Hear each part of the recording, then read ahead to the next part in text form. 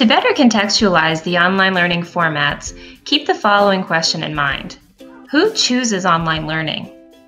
The answer to this question might help explain why there are two primary online course modes of delivery, synchronous and asynchronous. The synchronous delivery format can closely approximate the traditional classroom experience, with all students in a virtual classroom alongside their instructor. Relatively recent advancements in available bandwidth, combined with nearly 5 billion people now connected to the internet, and the development of sophisticated information communication technologies, have transformed distance learning into a legitimate alternative to the traditional classroom. For someone who wants to approximate a classroom experience that includes real-time interaction between the instructor and students, synchronous delivery may be the preferred method. Within this model, all participants are connected and attend class at the same time. Video conferencing, web conferencing, and live streaming are examples of available technologies that support the synchronous learning environment. But what if you're too busy to have a rigid weekly schedule? One of the greatest advantages to online learning is that people are able to connect anytime, anywhere, across many different devices. The asynchronous model is ubiquitous with self-directed learning, where participants are often able to complete the course requirements on their own schedules without penalty. From its humble mail delivery beginnings in 1728 to today, asynchronous courses are now also delivered entirely online and can be accessed by computer, laptop, or handheld device. Discussion forums, online quizzes, and email are all examples of how ICT is used in the asynchronous classroom. Many synchronous courses include asynchronous activities, such as requiring students to engage in discussion with their peers outside of class. And although some asynchronous courses permit participants to define their own schedules, others are tied to academic calendars that specify enrollment dates or exam periods. So it may be an oversimplification to categorize online courses into these two categories, as many incorporate the best of both worlds. Online learning formats aren't without problems. Students in online courses might feel isolated from their peers and instructors due to a lack of social presence online, which might partly explain why university students perceive asynchronous learning to be inferior to synchronous instruction. And while the use of synchronous video might help foster a sense of community, this reduces the flexibility that brings many students to the online learning environment in the first place. What is a learning management system, and why do we need one? It's the platform for the online course. It's used by the students, faculty, and administration. It's used for communication from faculty to student and student to student. It tracks the students' productivity and their involvement in the course discussions. It handles the administrative details such as grades and assignment submissions, and the manner in which the course is implemented and the content delivery. There are 4 essential components for an effective learning management system: learner-defined goals, supporting constructivist-based instructions, allowing for individualized assessment, feedback, and progress, and the most important element is to offer a collaborative learning environment. What are some of the features of Blackboard? First and foremost, it's a commercial system, not open source. This means it is very expensive to maintain due to yearly licensing fees. It is student-centered, easy to navigate, and encourages student interaction. It is very mobile-friendly. It provides synchronous learning opportunities. But some students find it difficult to learn, and its lack of notifications is very frustrating because one needs to keep logging on to check for messages and updates. Desire to Learn offers tools for synchronous learning, but it is primarily geared for asynchronous online learning. It incorporates social networking tools such as Google+ and Facebook. A study was done at a Midwestern university in 2011 to compare Blackboard to Desire to Learn as an LMS. 246 students and faculty took part in a survey that asked 27 closed-ended questions and 1 open-ended area to post a comment. Desire to Learn was the preferred LMS. The main areas of dissatisfaction for Blackboard were needing to do daily check-ins to see if anything new was posted due to lack of notifications, and many felt the navigation was confusing and disorganized. The drawbacks for Desire to Learn were system freezing, mobile capacity, and not being able to copy and paste in Dropbox. Canvas is a cloud-based LMS, which means it has a lot of storage space. It is intuitive and user-friendly. It is very well organized and can embed multimedia tools. Moodle is the leading open-source LMS in North America. It's free, which adds to its popularity among primary and secondary schools, as well as universities. It's easy to manipulate. The instructor can see what the students see. The interface is easy to update, and visual learners prefer it to other learning management systems. Next, we will look at MOOCs as an online self-directed form of learning. MOOCs, or Massive Open Online Courses, provide educational courses free of charge or for a minimal fee, and are open to anyone with no entry restrictions or prerequisites. There are two types of MOOCs. X-MOOCs are more formal, are created by universities, and are based upon behaviorist theories of learning. C-MOOCs are less formal and can be created by anyone. Courses are based on connectivist theories of learning. A typical MOOC course will run anywhere from 4 to 12 weeks and can be taken during scheduled dates or in a self-paced manner. There are many ways that MOOCs can enhance learning.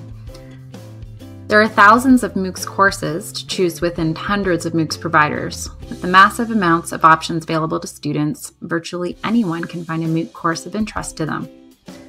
Many prospective college and university students who are unsure about their future education goals will take a MOOCs course similar to their degree of interest as a test run prior to paying hefty tuition fees. MOOCs can be used for ongoing professional development, for personal interest, or for career purposes. Teachers can also adapt them to supplement their own programs. There are many features of MOOCs that make them accessible to a diverse population. The cost is a major factor, as many MOOCs are free. Some have language translation capabilities and are compatible with text-to-speech software. The nature of MOOCs allows for students to review materials multiple times, and lastly, they allow for flexibility, both in time and location, for those participating. They are facilitated and not taught, which in a self-paced manner allows for the flexibility for participants to determine their level of engagement and participation. Although there's many benefits to a MOOC, some drawbacks should also be noted. To succeed in a MOOC, a learner needs to be self-directed and self-motivated. Students who are strong in academic learning environments typically excel, while there is a lack of support for learners who may struggle with traditional learning methods. Because MOOCs are massive, one requires the ability to filter out what is necessary to be able to focus on what is important. Failure to do this could lead to information overload. Large class sizes make it impossible for instructors to provide personalized feedback to individual students, and social connections are hard to establish when everyone is working on their own time and at their own pace. MOOCs provide great content, and some have even been developed by the best universities. However, great content itself does not guarantee effective learning. And since virtually anyone can develop a MOOC, it is important to use a critical eye to evaluate courses prior to investing time in one. There is also a high dropout rate among MOOC users. Completion rates are less than 7%, suggesting that engagement in the courses is quite low. Next, we will look at assessment and feedback tools for online learning environments. Formative assessment is a type of ongoing feedback which aims to improve teaching and learning. The goal of formative assessment is to monitor student learning during the course of instruction to provide ongoing feedback to students. Formative assessments are meant to provide instructors with a better picture of their learners' strengths and weaknesses so they can modify instruction and target areas that need work. Online formative assessment can enhance learning by engaging teachers and learners in meaningful educational experiences through providing valuable feedback to learners. Formative feedback helps students identify their strengths and weaknesses, revise their work, and continuously refine their understanding. It also fosters student engagement. Motivation has been shown to improve student achievement. Many formative assessment strategies are embedded in the features of learning management systems, but can also be provided through various web-based tools as well. When selecting a tool for digital formative assessment, you will want to consider the following. Does it help to provide timely feedback and monitor student progress? Can it be used to share specific feedback to teachers and students? Does it help to encourage student engagement and enthusiasm, as well as give them the opportunity to learn from one another? And finally, does it help students to self-reflect and assess to better understand where they are and where they need to go as learners? As society becomes increasingly digital, the use of online collaborative tools in education has become essential to ensure students learn valuable, authentic skills that will benefit them throughout their lives, and to help maintain a connection between geographically separated learners. The term collaborative learning is used to describe scenarios in which students work collectively towards the completion of a learning task, as opposed to working separately on individual components of a project that come together at the end. The educational value of collaboration has been made clear by numerous scholars, but there are several other key factors encouraging the use of online collaborative tools. Outside of school, students' lives are immersed in digital technologies. Encouraging online communication between students will help strengthen key skills they will use throughout their lives. Most web-based tools are designed to be compatible with many different devices and operating systems. And furthermore, collaborative tools can be used in almost any academic discipline to accomplish nearly any learning goal. Lastly, most collaborative tools are cost-effective, and those that aren't often have educator discounts. Collaborative technologies can benefit education in multiple ways. They can be used to enhance the collaboration already taking place in your classroom.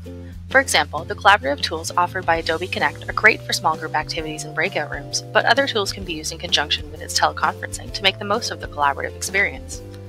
Many collaborative tools can also be used synchronously and asynchronously, enabling learners to collaborate around their own schedules. These tools encourage students to become active creators of digital texts and promote collective problem-solving and knowledge building, creating a student-centered social context for learning. Online collaborative tools can also lead to improved educational outcomes, allowing for easy sharing between users and the ability to record group conversations and work. The social element of collaborative tools can also enhance students' motivation to learn and help them engage deeper with academic material. Despite all of the apparent benefits for using online collaborative tools, there are some challenges that educators must take into consideration. Communication can be a challenge. Depending on the platform, users may not have access to body language and other valuable nonverbal cues to help interpret messages. Delays in communication, particularly in asynchronous tools, can also pose a challenge to problem-solving, feedback, and aligning goals for collaborative work. Developing rapport can be difficult through online learning tools, which can result in feeling less comfortable providing constructive criticism on peers' work. There can also be a lack of clarity regarding who has worked on what aspect of a project, creating feelings of frustration and resentment.